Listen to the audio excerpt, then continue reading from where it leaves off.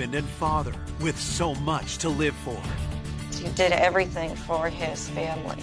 He was an amazing daddy. He loved life. He loved to be happy. Is ruthlessly gunned down at home in front of his wife. When he was laying there on the floor, nothing can prepare you for that. They stood over the victim's body with a shotgun and delivered a fatal blow. This wasn't just a random killing. This was an assassination. Police tracked down several suspects. She was absolutely the possible person who was involved. She had all the motive. He began bragging about other involvements that he had had with acts of violence. And we knew that he and the victim had some bad blood between them. Just when police think they might never catch the killer, We were pretty frustrated, and the wind was kind of taken out of our sails. the case takes a mind-blowing turn. She sang like a songbird. He had been in possession of the guns used. And law enforcement was pretty stunned by that. To reveal a killer no one imagined. This is unbelievable. It was someone that if you passed on the street would look as innocent as they come. The darkest, blackest soul.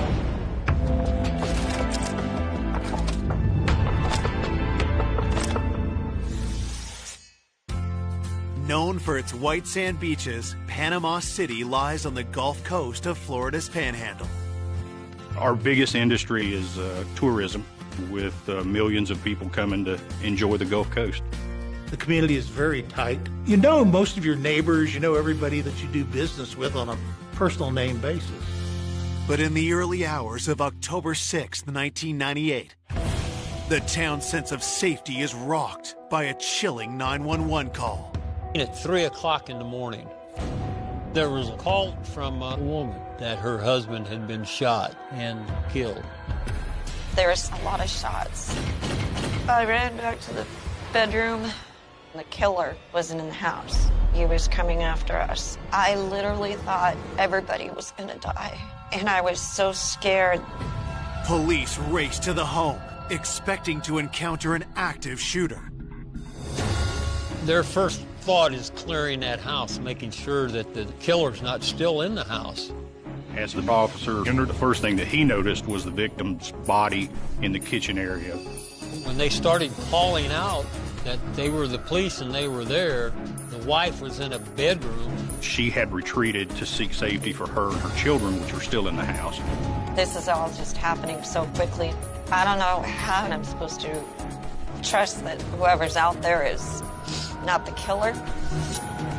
Officers find no sign of the gunman and assure Angelica it's safe to come out of the bedroom. The wife came out and she was very, very hysterical. When they walked me back out, when he was laying there on the floor, I knew he was gone. You have somebody murdering your husband and shooting you, all in seconds. Nothing can prepare you for that. Angelica identifies the man as her husband, 30-year-old Ron Stovall. The children were taken to Ron's parents' house. They didn't live too far away. And the victim's wife went to the police department where we could talk to her. With Angelica and the children out of harm's way, detectives can examine the crime scene. As a responding detective, I go in and start looking around. Ron, the victim, he had been shot 3 times in the back, once in the hip, and there was a shot to the back of the head. Investigators find an important clue close to the victim's body. There were some bloody footprints there on the floor. Part of those footprints had what looked like the letter H, 2 H's kind of next to each other on the sole. Whoever was wearing that shoe had perpetrated at least part of the crime, because they would have been standing in the victim's blood and then exiting the residence following the homicide. The Stovall's front door also reveals how the murder unfolded. We could see her husband was shot outside, and then the killer shot through the door, and he got into the house, and he had shot Ron in the back of the head. As daylight breaks, a forensic team scours the outside of the home. They found a handgun projectile out on the sidewalk near the driveway. The killer shot what it clearly looks like a handgun round to the lower extremities, and then you have a shotgun round to the head. This was overkill. They stood over the body and delivered a fatal blow. When you see that type of crime scene, you're looking immediately for someone that displayed some type of grudge or emotional hatred for the victim. While forensics wrap up their investigation at the crime scene, detectives head to the police station to speak with Ron's wife, Angelica. We really took note how emotionally overtaken she was, but she had been an eyewitness to this scene, so she was critical in our investigation. I can't even comprehend what's going on. He was dead. I did not want to live without him. Ron was truly amazing. He was always full of life, very kind, sincere, very real. Born in Panama City, Ron Stovall was one of 4 siblings. He was very close with his family. He was always out doing stuff with school, doing stuff with the church. He was well known within the community. Ron served almost 4 years in the Navy. He had felt a commitment to his country and enjoyed his naval service. Ron always dreamt of having a family, and in 1989, he met his first wife, Tina Trexler. Tina and Ron got married, and they had one child. They had a daughter. The marriage was a rocky one, and after 6 years, it fell apart. Soon after, Ron met single mom Angelica at a local beach bar. He said he knew from the second he saw me that he loved me. Our first night, we went on a date, took me to the beach, to the ocean, put out a blanket, listened to some Marvin Gaye, had Italian food. It was very romantic. He stole my heart, and I was never in love before. I just fell right into his arms. In 1997, the couple married. Just like Ron, Angelica had a child from a previous relationship. A year later, their family of 4 became 5 when they had a daughter of their own. Ron took on several jobs. He worked as a waiter. He worked as a delivery man for the UPS companies. He was very dedicated, and he just got his massage therapy license. He did everything for his family. We were very happy. Who would want to gun down this loving husband and father in cold blood? At the station, Angelica tells police how the murder unfolded. I was able to tell the cops everything I knew, and I didn't try to hold anything back. Ron got up at about 3 o'clock every morning, and I would get up and make his lunch for him to take to work. She explains how Ron left the house and was suddenly ambushed. There were some shots. I didn't know what was going on. He collapsed on the ground, and the killer tried coming through the door, so I was fighting with him. He got his hand through it. I grabbed the gun, and he opened the door with his hand, and I looked down that barrel of that silver gun, and he shot it. The bullet just misses Angelica. I ran back to the bedroom. As Angelica shares more details about the deadly attack, detectives gain important information about the killer. She described him as male, brown eyes, brown hair, and that he had some type of facial hair, possibly a mustache. She indicated hearing the assailant say to Ron as he was delivering the fatal gunshot wound, "This is for her." It sounded very evil. Angelica tells police she doesn't know the meaning behind the killer's words. We need to find out who her was, and we needed to find out what made this so personal to her. Well, this wasn't just a random killing. This was an assassination, is what it was. Investigators ask Angelica who might want Ron dead. Immediately, she went to Tina, his ex-wife. Ms. Stovall indicated that the relationship between Ron and his ex-wife was volatile. There was a custody issue over their daughter. Things got a little bit more sticky with the custody setup, and Ron was filing for full custody of the child. Could the bitter custody battle have turned deadly? This was an enormous red flag for us as a team. Whoever her was may have in fact had to do with his ex-wife. It's probably one of the worst situations we ever deal with, is with the man and woman and children involved. It will just about make a person do anything. Coming up, police uncover a key piece of evidence. He brings out a shotgun round that is similar to the one that we've recovered from our crime scene, leading to a disturbing plot. The photo identification that made him a prime suspect. It was his eyes. What I saw was the same person. And a sickening betrayal no one saw coming. They planned this whole thing. None of us had ever worked a case like this. I do not understand how somebody can have so much hatred.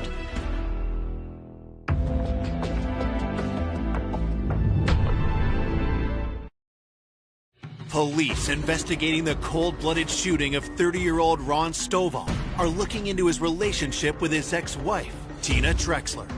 We knew that there was an extreme amount of tension between Ron and his ex-wife, and there was a custody battle that was forthcoming. Ron and Tina originally shared custody, but Ron had filed a petition basically saying that he wanted full custody of the child. Up to this point, Tina was that individual that had the most to gain from Ron's death. Perhaps she had not been the one on scene, but it still doesn't eliminate her as having some type of involvement. This looked like certainly an intentional and a premeditated killing. Might have been a killing for hire. Detectives speak to Ron's friends and family to get a clearer picture of the animosity with Tina. When Ron remarried, it was okay, but not really okay. Tina, as well as her family, did not like the new wife, and the situation deteriorated between all of them. As Ron and Angelica's family grew, Tina's behavior appeared increasingly erratic. Tina began feeling that Ron was trying to work Tina out of the picture as the mother, and so that had really kind of amplified the rub and the tension. There was all this, crazy fighting, and it was too hard for his daughter. We were just concerned. This custody hearing was coming up in about 2 or 3 weeks from when this incident happened. Tina was absolutely a possible person who was involved in this murder. She had all the motive. Could the custody battle have driven Ron's ex-wife to murder? Investigators bring Tina in for an interview. One of the things that was most alarming when we sat down with Tina was that there was no remorse, no emotional activity on her part, that she was even concerned that he was dead. When investigators ask about her relationship with Ron, Tina's answer is surprising. We knew there were a lot of hostilities, but when Tina was interviewed, she kind of painted that the relationship with them was cordial, it was friendly. It's a red flag for us as investigators because she's already showing signs of deceit. With suspicions raised, detectives grilled Tina about her whereabouts in the hours leading up to Ron's murder.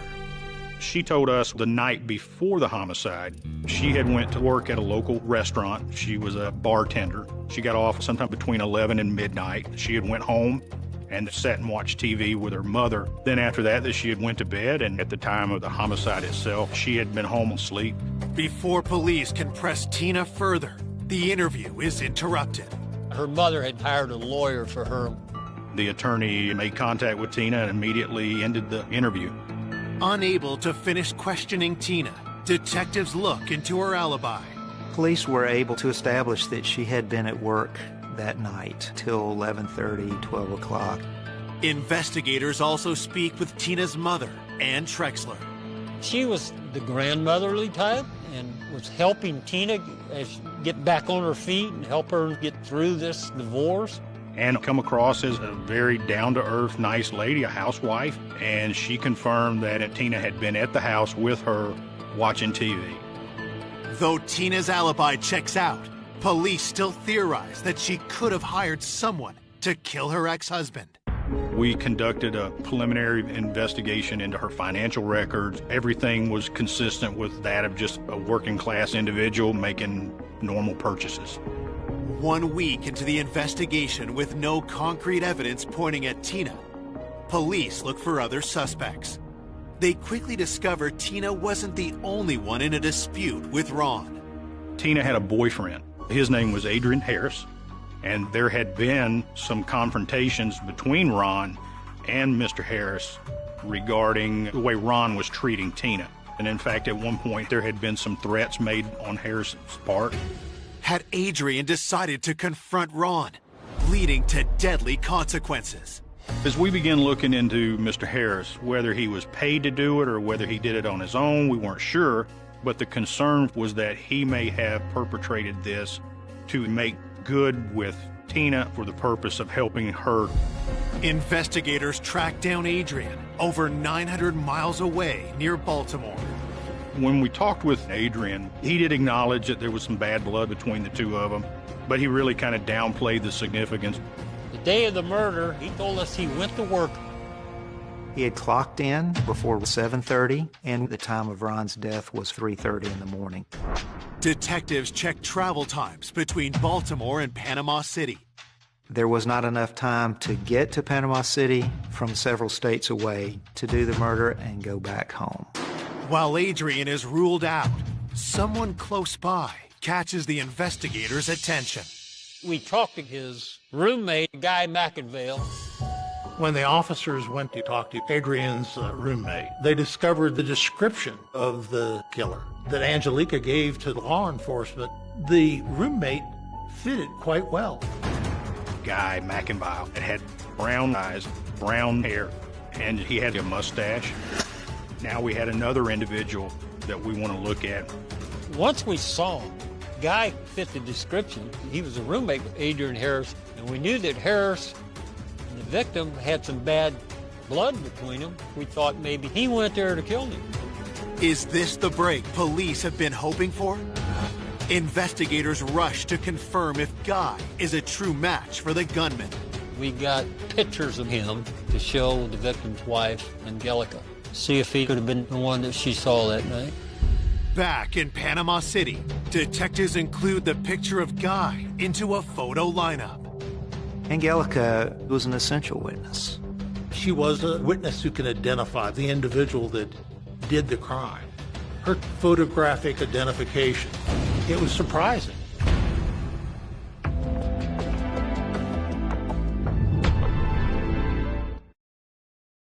It has been 2 weeks since 30-year-old father, Ron Stovall, was shot to death at home in front of his wife, Angelica. Now, detectives hope she can identify the shooter from a photo lineup. She picked out Guy McInville as being the killer. It was his eyes.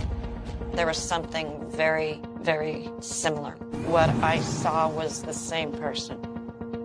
There was an identification of Guy McInville that made him a prime suspect. We have Miss Stovall's positive identification of Guy as the individual that was in front of their house.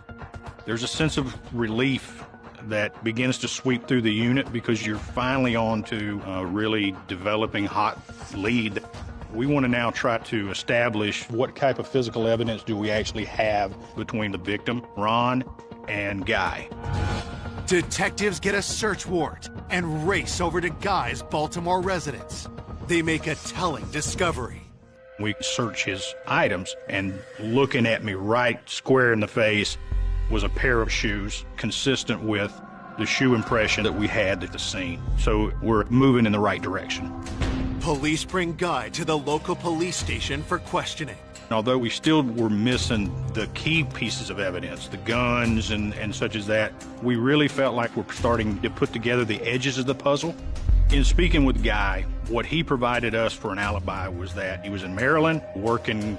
At the end of work, he went home, slept. The next day, he got up, went to work, and so that was his alibi. Detectives check out Guy's story.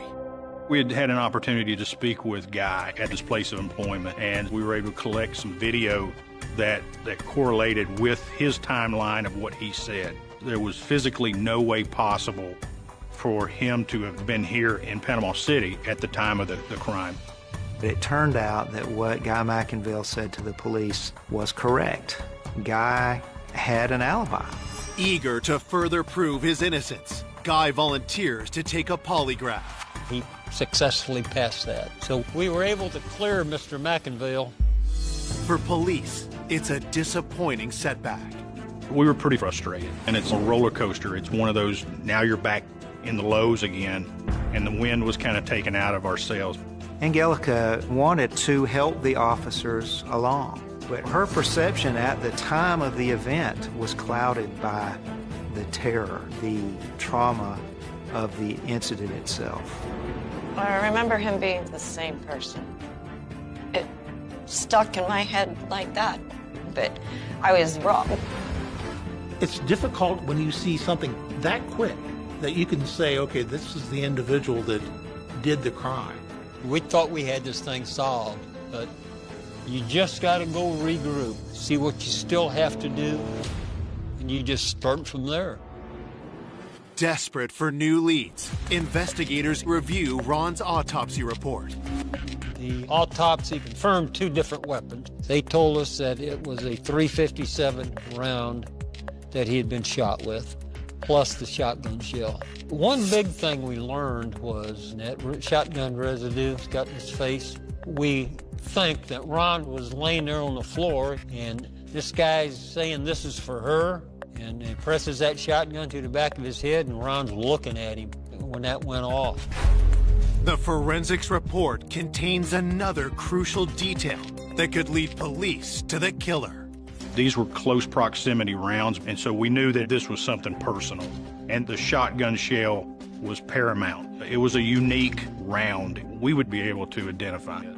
So that was a plus in our corner. Detectives shared details of the firearms with local law enforcement, hoping to track down their owner. We work so closely with the different police departments in the area. We talk to them all the time in case something turns up. As investigators continue to search for answers, Ron's loved ones struggle with their grief. The best thing in my life was that life. I didn't think I was strong enough to go through anything without him. He was always full of life. Losing your soulmate, you can't even explain how much pain that was. It still is.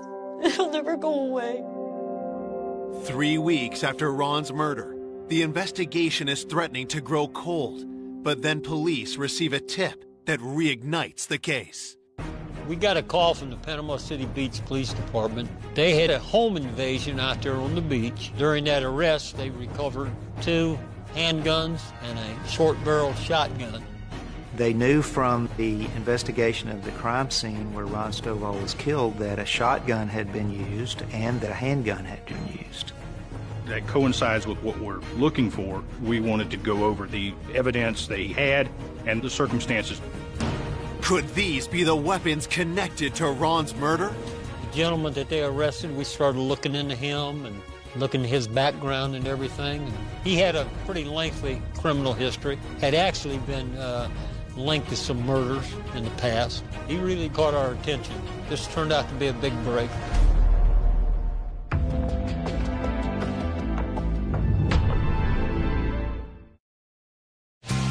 Police in Panama City are investigating the cold-blooded homicide of husband and father Ron Stovall. They now believe the missing murder weapons were used in a home invasion robbery less than 15 miles away. When meeting with this investigator from the Beach Police Department, what he produced from his crime scene was this: a handgun and a sawed-off shotgun. That coincides with what we're looking for.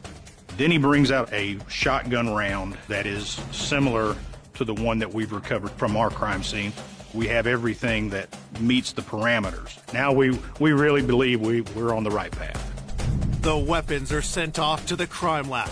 While detectives await the results, they dig deeper into this new lead. At the Beach Police Department, they identified the individual as Tony Alberto Perez. He went by Tony. He had an extensive criminal history. There was some acts of violence in his past. There's some drugs in his past. They really felt like he was a pretty violent individual. Another detail catches their attention. Tony had brown eyes, brown hair, and facial hair. He looks just like our guy. He met Miss Stovall's physical description to a T. Investigators head to the nearby jail where Tony is being held for the home invasion. He come across as a kind of a likable guy. He was laughing and cutting up, but the more he talked, more red flags went up.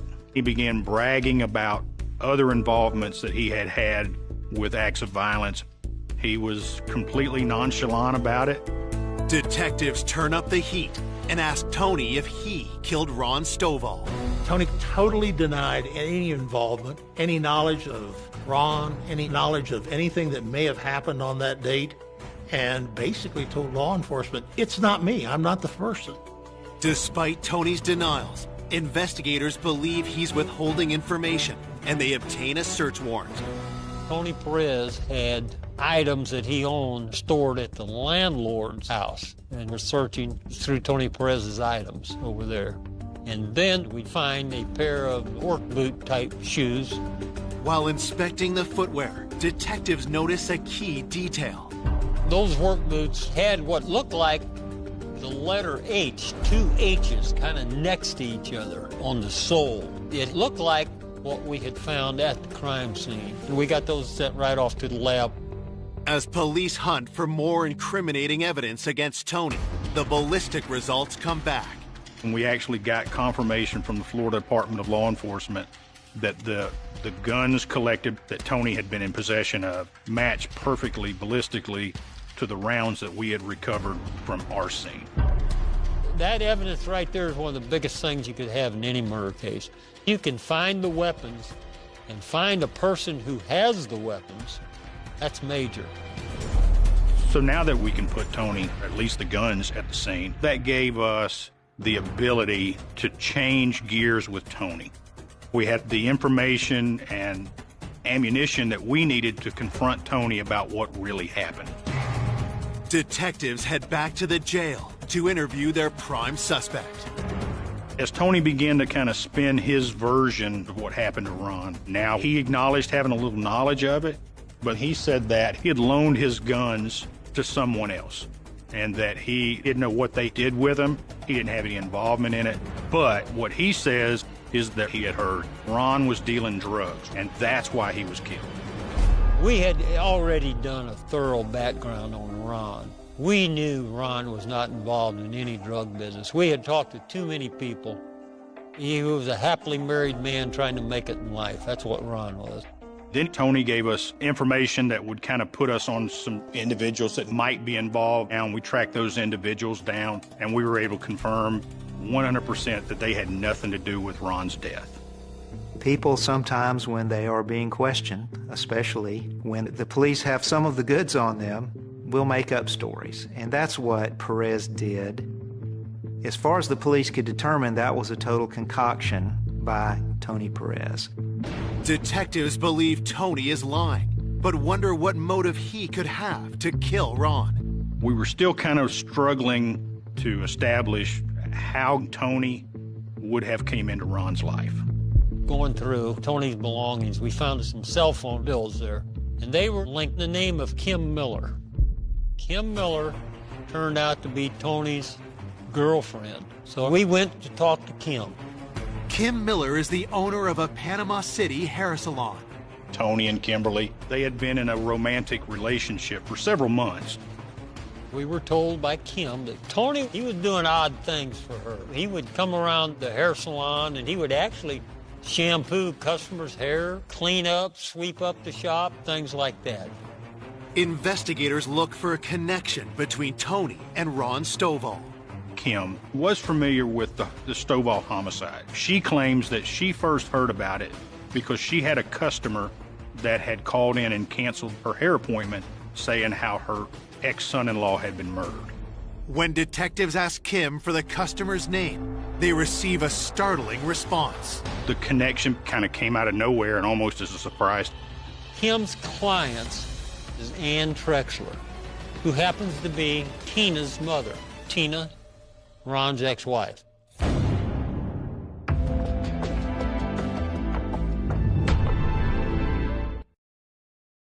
Police believe husband and father Ron Stovall was shot and killed by criminal Tony Perez. They're now exploring a potential link between Tony and Ron's ex-wife, Tina Trexler. When Kim Miller indicated that she styled Tina's mother, Ann Trexler's hair, and law enforcement was pretty stunned by that. Ann Trexler is the mother of Ron's ex-wife, Tina. We knew of the ongoing hostilities between Ron and Tina. So when we talked with Kim Miller, we asked her if she had ever met Tina, his ex-wife, and she did met her on a couple of occasions. Tina's mother, Ann, however, was a regular client, was in there on a regular basis. With Tina previously eliminated from the investigation, detectives asked Kim more about Tina's mother, 52-year-old Ann Trexler. She told us that Ann's talking to her and telling her about these problems with her daughter going through this custody battle with her ex-husband. And she was upset about it. She's afraid she's going to lose her grandchild. Ann had told Kimberly the Trexlers had to get a second mortgage on their home to provide legal assistance to Tina. Could the custody battle be the motive behind Ron's murder? At that point, we were trying to determine exactly who she was. She hadn't really been on our radar at all. We knew that she was Tina's mom. We knew that she was Tina's alibi at the time of this crime. Ann Trexler, no criminal history, supposedly a wonderful grandmother and fine Christian lady who would never be involved in something like this. Investigators contact Ron's wife, Angelica, and learn his custody dispute with Tina brought out a different side to his former mother-in-law. Apparently they had a good relationship when Tina and them were married, but it was just a constant battle over visitation rights. Always just such a fight with her. Looking to see if Ann could have anything to do with Ron's murder, detectives bring her in for an interview. When we talked to her, she stated to us that there was no way that she had anything to do with killing him. She did not want him dead. Matter of fact, she said she loved him. And then Ann Trexler wanted a lawyer. And once they get a lawyer, you're done talking. So we're kind of getting a heightened sense of concern as far as her involvement in the case, because she decided to basically not cooperate with the investigation. Having hit a wall with Ann, detectives get a breakthrough when forensics results arrive.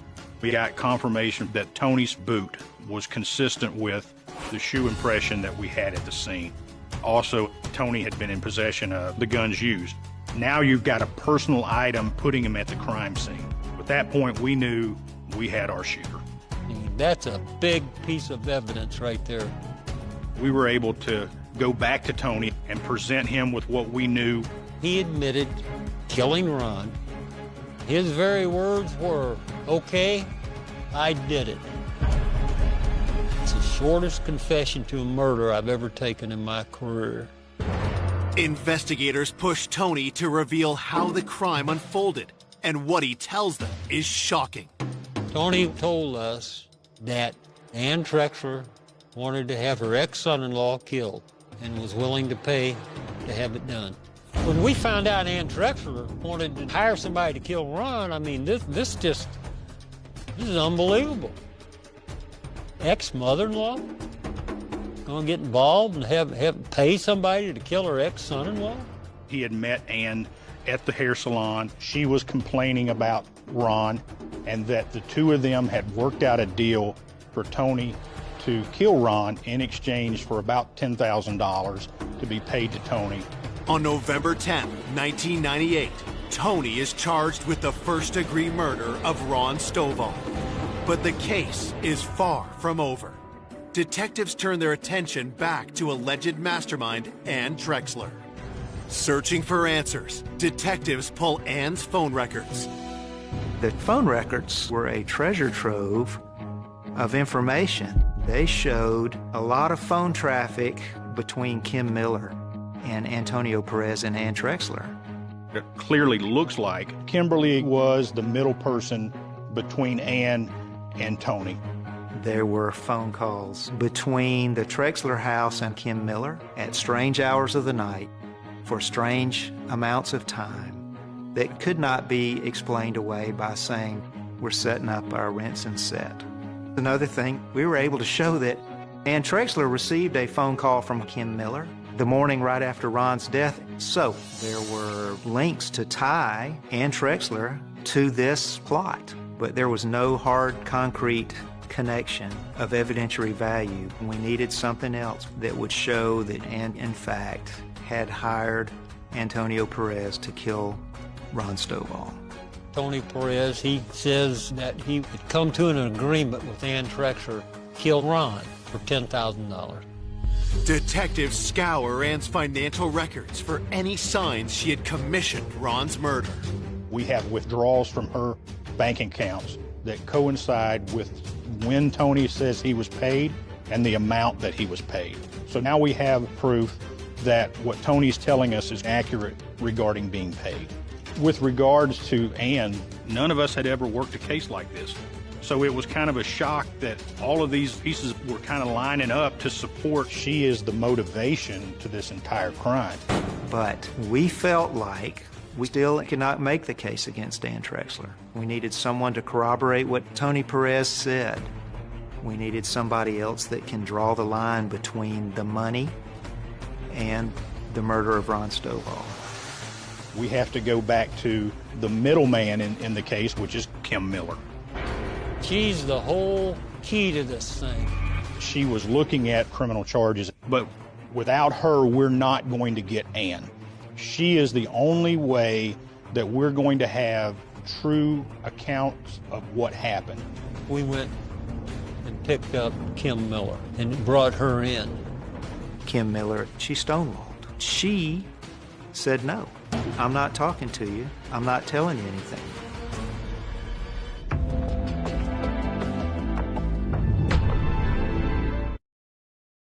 Investigators working the Ron Stovall homicide have charged shooter Tony Perez with murder and believe the mastermind is Ron's former mother-in-law, Ann Trexler.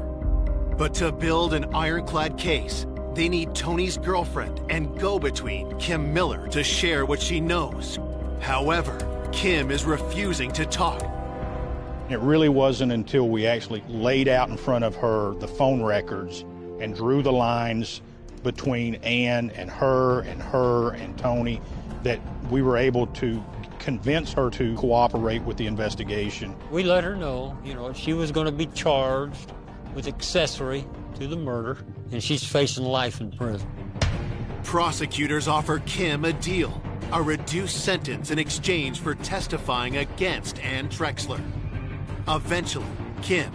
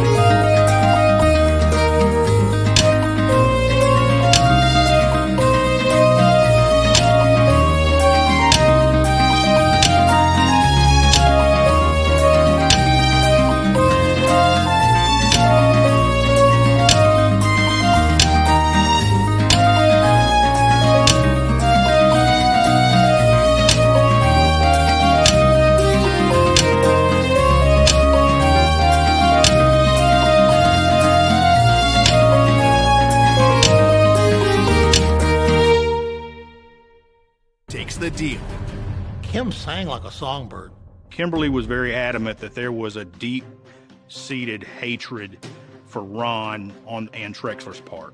She indicated that on many occasions, Van Trexler ranted and raved about Ron Stovall, how bad he was, that he was going to remove her granddaughter. She wished that somebody would take him out, and it got more and more. Finally, Kim said, okay, if you're really serious, I know somebody who might help you.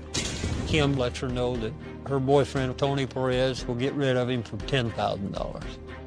And that's how the deal came about. Kim then reveals how in the early hours of October 6th, Tony drove to the Stovall house to lie in wait for Ron. About 3 o'clock in the morning, when Ron went out to his vehicle, Tony took a shot at him with a pistol. And Ron ran inside and slammed the door behind him, and Tony Perez fired more shots, which struck Ron in the back. To finish Ron off, Tony tried to force his way inside the house. Angelica, she tried to hold the door, and Tony Perez fired a shot that almost struck her. She ran to the other room to call 911.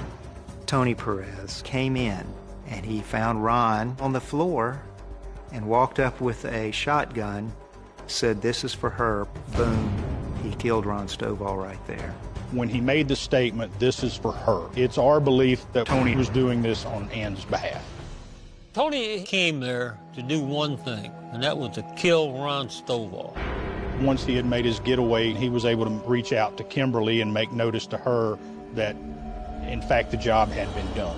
And then, of course, she notified Ann.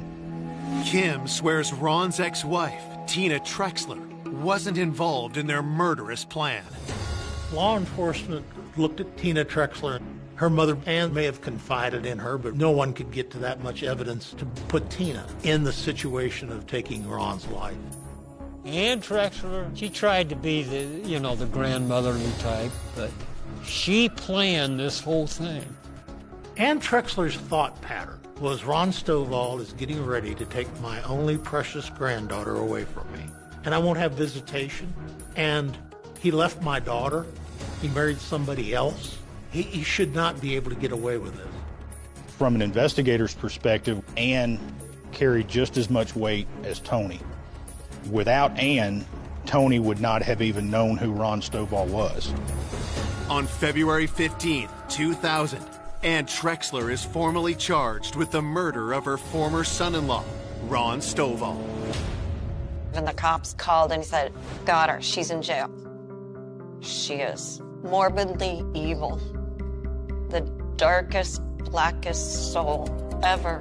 And then she'll put on a face like she's just Miss Innocent. The killer, he didn't know Ron. Ann knew Ron.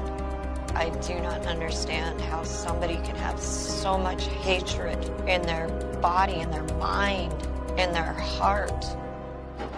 In court, shooter Tony Perez pleads guilty and is sentenced to life without parole. In February 2000, Kim Miller is sentenced to 5 years probation as part of her deal with prosecutors. Finally, in 2001, Ann's trial begins, and she pleads not guilty. Ann Trexler took the stand. She testified about not being involved. She testified about her concerns of her grandchild and the fact that she had absolutely no involvement. On May 14th, 2001, the jury finds Ann Trexler guilty of first-degree murder. She's sentenced to life in prison without parole. There's a little peace. I'm in a little peace in this horrible thing. A little justice, I guess. Gets a little emotional sometimes. It's not just me. You know, we're a whole team working this thing. We celebrated, I'll just say that. We celebrated this one. The most striking thing to me is that these are all ordinary people. And it's a little bit frightening to think that people who are walking around living everyday ordinary lives would be capable of this. The one that initiated it all was someone that if you passed on the street would look as innocent as they come. For Ron's family, his loss continues to be deeply felt. I miss him and I love him so much.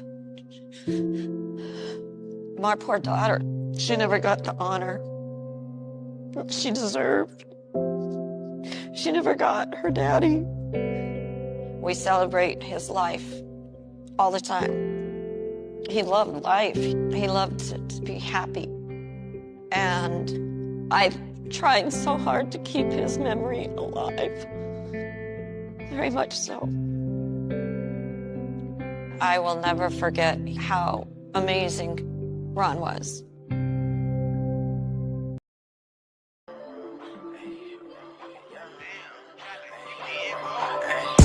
Brand nigga from the 9-1. Switch that over, that's the young blonde. I was at the West Coast, now I'm in the East Coast.